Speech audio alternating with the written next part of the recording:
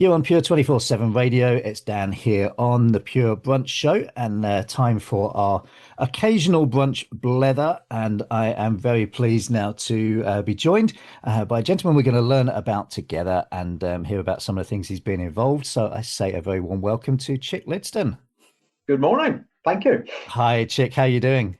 Very, very well. The sun is shining after a lot of rain, so hey, can't be bad. Absolutely, yeah. No, it's great, and thanks so much for joining us on the show today. We're going to talk about a new book you've got out, your first foray into authorship. But we'll come to that. You can save your plug. We'll make you earn your keep before we get to that. Let's just understand a bit now for full clarity. And I embarrassed Chick with this before we came. I pressed the record button. That we first met about 22 years ago, 23 years ago, when we were both so young. And yeah, we can dream about that bit, maybe not. But at that point, you were in ministry, but that wasn't where you started out. So you tell us a little bit about where you started out, your pre-ministry life. Oh, pre-ministry life.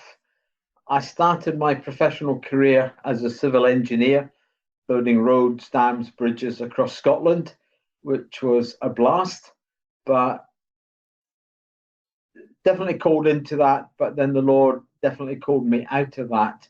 Mm. And then I worked for 10 years in the local parks department in Perth and Kinross. I managed that for 10 years. And that gave me time to actually start to, the Lord had always called me to lead a church. So that gave Mm. me time to lead a church. And then after 10 years of that, there was a major outreach event in Perth. And during this time, we were facilitating all the ministers and leaders in the city to come together over a bowl of soup and a roll once a month. And from that fellowship came this major outreach event, and the guys asked me if I would do the organization logistics of it. So I couldn't lead a church, manage a parks department, and organize a major outreach event. Something had to go, so the parks department went, Yeah, and that launched me into full-time church leadership, yeah. which I did for over 20, I can't remember how many years, long time. A long time, yes. So you Yeah. planted a church in Perth. So that was the I Gateway didn't Church. plant a church. I actually helped plant a church in Castle Douglas Ah, as a civil engineer when I was trailing around. The church in Perth had already been planted, but I kind of feel it wasn't established. mm, So we took a church plant and established it and took it from being a church fellowship, which was lovely and great, to be a missional community. yeah, yeah. Yeah. And it certainly helped us at the time once we moved up to Perth. I know you went on to other things from there. So the Lord kind of I led you did. out of that. Well, I was going to say out of full-time ministry. You still very much stayed within full-time ministry, didn't you? So out of the church Very much leadership, so. but into other things, didn't he? When I started being a civil engineer, tell me what I'm building, tell me what I'm doing. Mm, And so when I was called into church leadership, I remember walking down Perth High Street saying, Lord, what do you want me to do here? And very clearly, um, the phrase that I was working towards, my vision was that the community would say to me, and this will resonate with you, Dan, that the community would say to me, we can't do without you. mm, And that was my vision for 20, 25 years, whenever it was. And at the end of that time, we lost our building and didn't know where we would meet, all sorts of stuff going on. And somebody from the community said to me, don't go, chick. You know, community, we can't do without you. wow. Then another person from the community, a person of influence, I'm deliberately not naming, said to us as well, please don't leave this area. You understand, community, we need you, don't go. And so I realized that the vision the Lord gave me 25 years ago had actually been fulfilled. Mm, So I said, what's next, Lord? Because yeah, I cannot carry on leading, I'd only be managing. And I cannot lead a church when the vision the Lord gave me has been fulfilled. yeah. And He didn't give me a new one for the church. So handed in my notice, and Lord, what we're going to do. And then an organization called Workplace Chaplaincy Scotland came up and they wanted an area organizer. and that fitted the role perfectly. I was always missional. I was always reaching out to the community. And so that role came up, and I had a glorious 9 or whatever years as a workplace chaplain. And Mm. that was glorious, and just took the ministry one step forward. Yeah. Absolutely. And fascinating what you say there, Chick, as well. And, using your, I guess, your civil engineering background about building and hearing the vision, but that real clarity in you that, yes, you had the vision, you had the calling, but then there was a point that that vision had been fulfilled. So it was Hmm. time to move on. And there are many who, once they've got that calling, then, oh, that's fine. That's me. I'm set now, and don't necessarily hear. So there's a real importance in listening for even when that initial calling has changed, isn't there? Yeah, yeah, yeah. You know that I'd come across that when we helped plant the church down in the southwest of Scotland. We were deeply involved, deeply engaged. Then one night during a prayer meeting, all of a sudden I just felt I don't have a vision for this thing any longer. This is very strange. Mm. And so we knew we were going to move because I've done what I've been told to do. Yeah. Yeah. Yeah. Strange feeling, but once that vision, that motivation, that passion has been removed, you can't stay on because then it's just death, Mm. or at least management. And the Yeah. church is, you lead a church, you don't manage a church. Yeah, absolutely. Well, you shouldn't anyway. No, Yeah, thank you. Yeah, okay. you shouldn't. Let's not go And down that route. no, exactly. That could open up a whole other door there. And of course, that famous verse from Exodus, isn't it? Without a vision, the people perish. Yeah, Yeah. So yeah. you very much lived in that. And now workplace chaplaincy is, and I mean, the Lord has brought us together in various different ways. So Mm, kind of mm, paths keep crossing. And yeah, so I was involved with workplace chaplaincy for a while as well. yeah. That whole support for people in workplaces was such an important ministry, wasn't it? It was immense. And it taught me so much. It took, for me, as a church leader, church was in, and I was always sending people out. I always saw the community as important. Mm, And then I found myself on the other side of the church door, so to speak. And it completely amazed me, actually, the welcome mm, in places of work, in work communities, from airports to the fire service to shopping malls. The welcome was incredible. And it taught me that actually authentic Christianity is welcomed. mm. And I asked my chaplains at one time, what questions are the community, what questions are people asking? I was thinking of writing an apologetics course. And my chaplains came back and said, the question people are asking is, do you care? Wow. They need to know how much we care. They don't care how much we know. Yeah. But we seem to want to answer with apologetics. Well, actually, people just need to know that we care. Yeah. And when you genuinely care, not so that you can hit them with the Bible verse, inverted commas, but say, I really genuinely care for you, then opportunities will arise and people will ask. But it comes from a place of integrity and authenticity. And it just Amazing. blew me away. It was Yeah. it was immense. Yeah, absolutely amazing. And I mean, we were chatting about this briefly before we pressed the button again. That I tell you, if listeners could hear the conversation we had before we came on air, it's probably a good reason that that wasn't on air. But we spoke about that Great Commission, didn't we? And that Yeah, call to go. yeah, It's not just to sit back and do stuff. And there's a place for that, absolutely. But the call was to go to where the people are.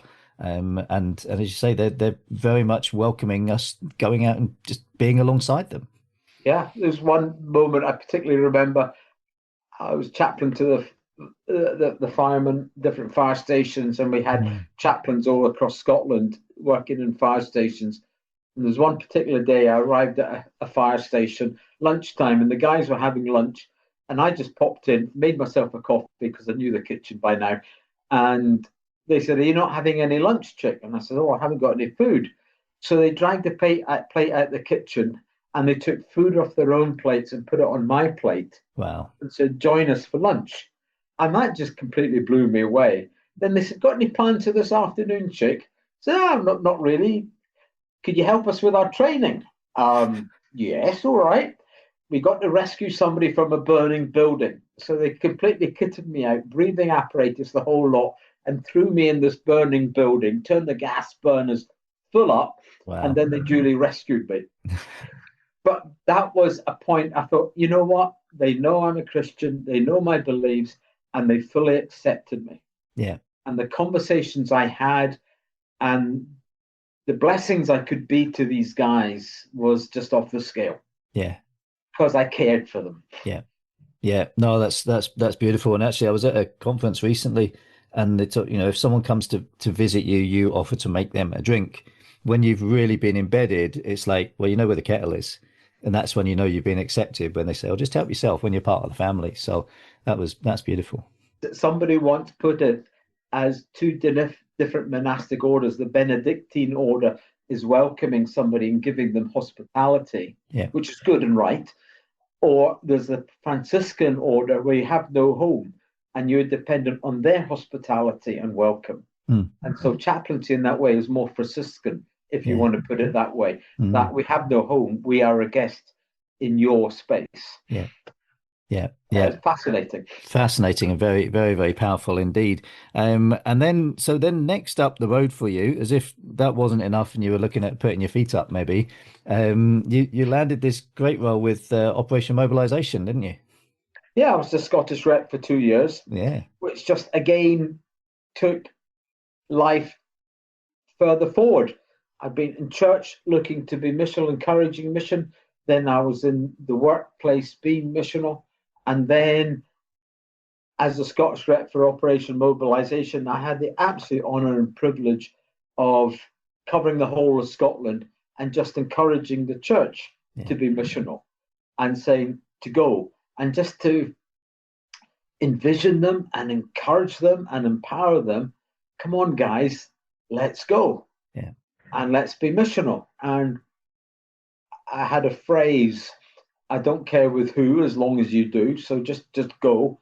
And I said, mission is, it starts here in the aisle in Tesco's, or other supermarkets are available in the aisle at Tesco's, and you're looking at the carrots and you see somebody across the bay looking at cauliflowers, and you just you need to go and talk to them. Mm. And you cross the aisle. That's mission. Whether it's crossing the aisle, crossing the street, crossing a nation, or crossing an ocean, Yeah. it's been outward looking. Yeah. Come on, church, this is what we're called to do. If you want to know, if you want to see God's power at work, get out and you'll Yeah. see it. Yeah. No, fantastic. And that was a kind of perfect role for you to, as you say, you can go out and talk with anyone and listen to anyone and, drink coffee with anyone. And Yeah, there was some amazing conversations that happened for you as a result of that, wasn't there? So, but yeah. but now you've moved into what some call retirement, which obviously God still has things in store for you because you've now put I was going to say pen to paper, but finger to keyboard, I presume, to type for the benefit of those watching this on YouTube. You Yeah. have now got this new book, Take My Yoke. An invitation into the embrace of grace. And you said earlier on, back in those days in Perth, when you were organizing that gathering, you were looking at leading a church and you were doing the plants and things, and something had to go. And that's kind of, I guess, maybe is even set in motion what you've put into this book of actually we can't do everything. We need to take a foot off. And it says here when Jesus invited us to take his yoke, he was not offering us a new load to bear, Mm. which is wonderful. So give us an idea where this book has come from, what you hope for this book, really. This book has come from my life's experience when I was in one worship event many years ago, and high worship, where you just feel the Lord so close in a tent with thousands of others. And I asked the Lord to embrace me. And clear as a bell, the answer came back, no. And that throws you when God says, no, I'm not going to embrace you. Why, Mm. Lord? So I obviously had to get out the tent and do some hard work. What's going on, Lord? And then he told me to go, I felt, go and read Matthew 23. And at the end of that chapter, Jesus talks about, oh, Jerusalem, Jerusalem, I would have embraced you like a mother hen embraces her chicks, but you would not. So Mm. when God speaks to you from scripture, okay, the spelling is wrong, it's CHIC, not CHICK. But when the Lord speaks to you from scripture saying, I would embrace you, but you wouldn't, I thought, He says, you're too darn busy. slow down. Yeah. And then very soon after, I had shingles and post viral. And so I actually couldn't work. And dear folks in the church were praying for healing. And I said, thank you for your prayers, but actually, I'm exactly where I need to be. I need to learn and to Mm. slow down to know what God's embrace is. Wow. That's a long journey, which I talk about in the book.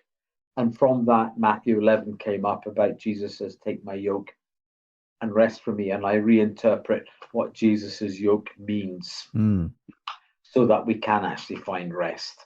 Yeah, absolutely. And I mean, very, very well thought of by those who've read the book as well. So you have even the amazing Dr. Fred Drummond, head of prayer at Evangelical Alliance, saying there's wisdom, encouragement, and insight on every page, he says. I mean, that's high praise there, isn't it? That's embarrassing. It's beautiful. Now, one of the things I love about this book, and it's great to have my copy here, is that it can be used for a devotional. Now, you have done a kind of study guide to go along with this as Yeah. well. Yeah. But even without that, at the end of each chapter, there's what you call the Waymaker, The Waymarker. Waymarker. Sorry, Waymarker. Yeah. Yeah. I've got Waymaker. I was singing that song earlier on. Yeah. So yeah, the Waymarker at the end of each chapter. So what's the thinking behind having that in there?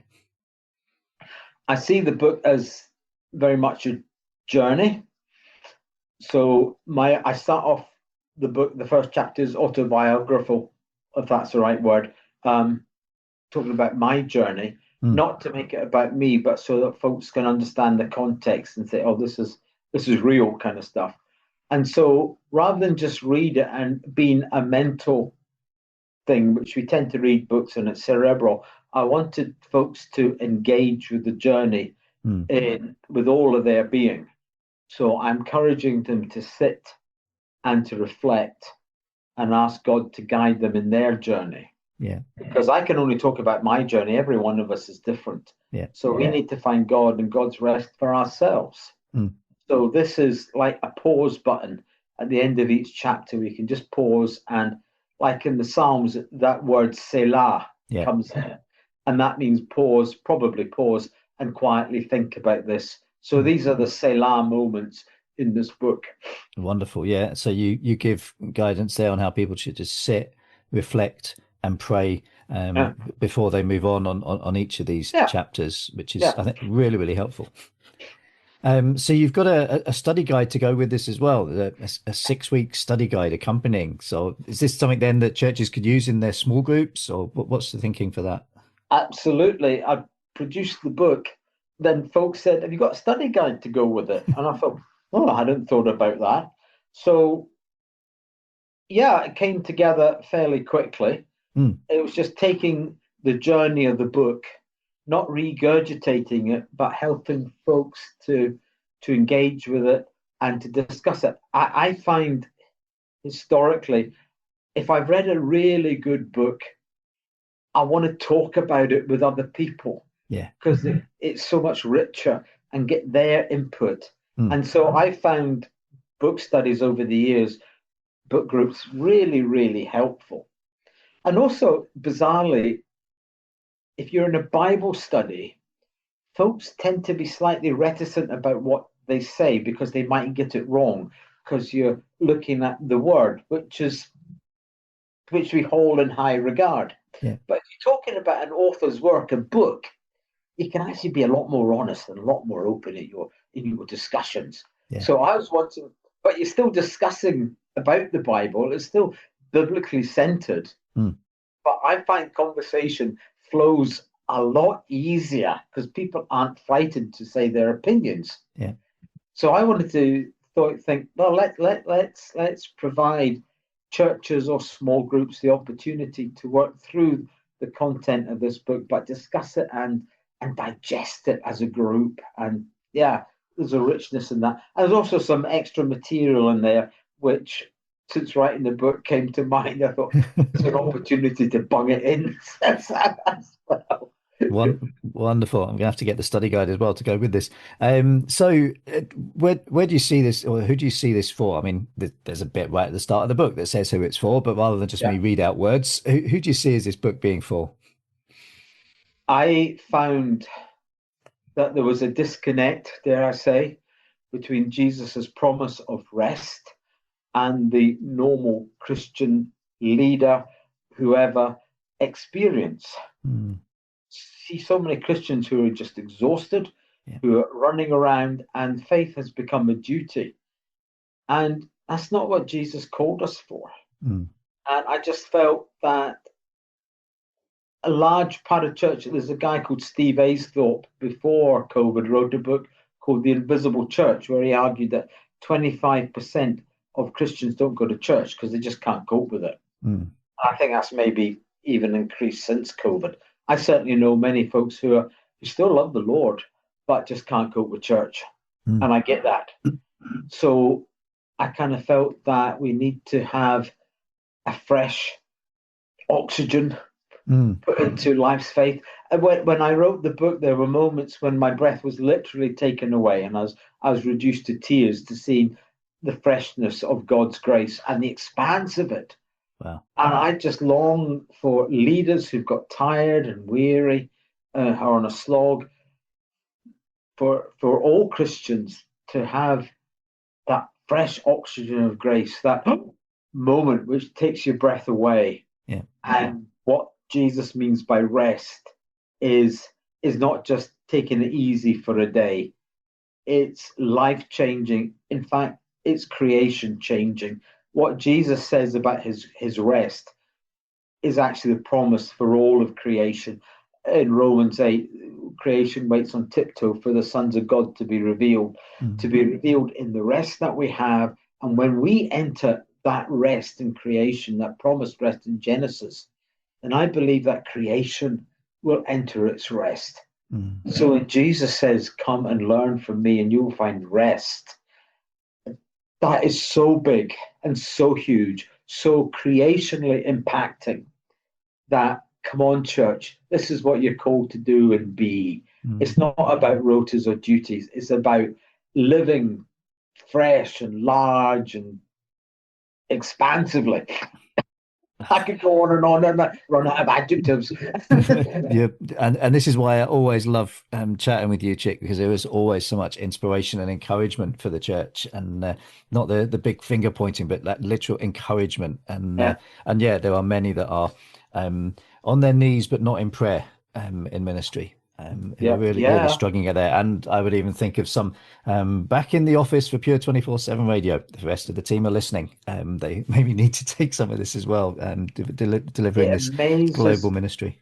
it amazes me how many people say, "Oh, I need to hear this. I need to hear this." Yeah, So yeah, many people say that, and that just, okay. Well, Lord, I think you've given me something here. yeah, yeah. And I definitely raise my hand to that. That I need to hear a lot of this as well. Now, I mean, as someone, I mean, there's far too many words in here compared to pictures for people like me. But there is a lovely picture on the front of the book, and you're saying there's a story behind the cover image as well. I was looking for a picture for the cover. I'd been given an image from Central Asia, a picture painted for me, and I gave that to the publisher, and they said, "No, no, we can't use it." So we're walking around the range one afternoon looking for a frame for this picture, which they couldn't use. And a dear friend, an old friend, we bumped into him, hadn't seen him for ages. He's an artist, an illustrator.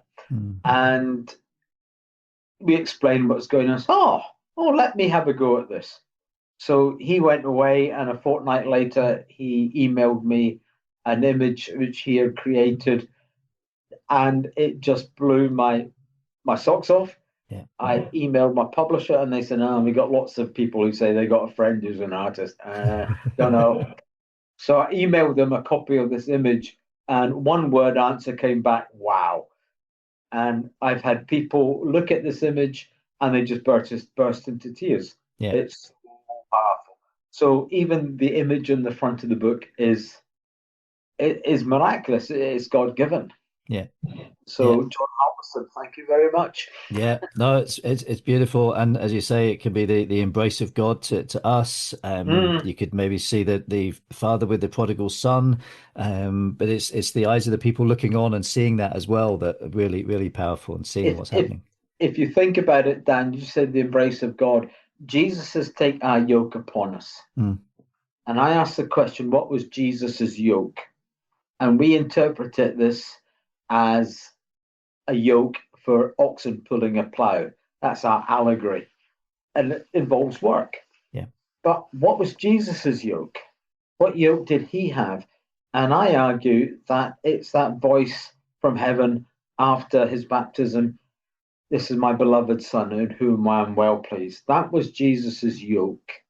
And so when he says, take my yoke upon you, then he says, take my Father's good pleasure and work into that. Yeah. And that changes everything. Yeah, amazingly so. As it says, if your faith has lost its freshness, if you feel worn thin by the demands of life and ministry, accept Christ's invitation to discover true rest in his gentle, freeing yoke of grace. The book Take My Yoke from Chic Lidstone, and you can get it from chiclidstone.com or instantapostle.com. And other places as well that get enough publicity.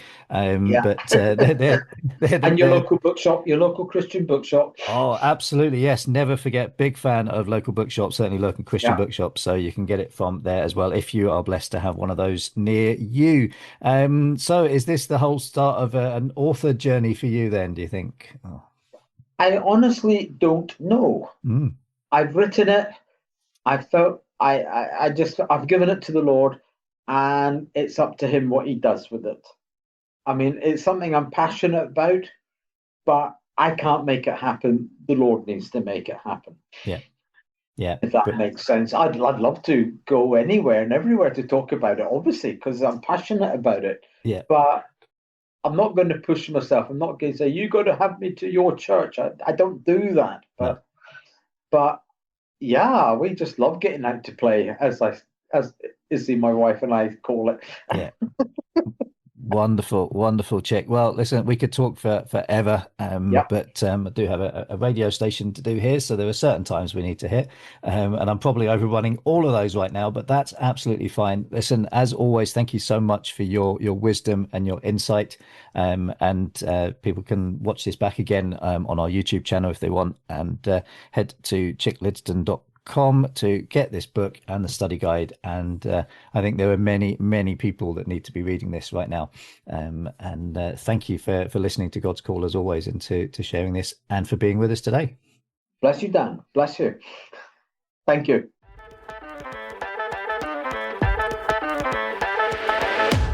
The November edition of Pure Media, the magazine, will be perfectly formed for you from Friday the 7th of November. We sit down and have a chat with Becca Legg from Restored and delve deeper into the life and work of John Childress from Free Recovery. Pure Media, the magazine, is the magazine to get yourself if you like a comfy coffee and a chat with a friend. Or tea, we won't judge. In our latest magazine, we introduce you to a new writer, Andy Robb, as well as your favourites, including Isla Rous, Richard Scott, Karen Ferguson, and more.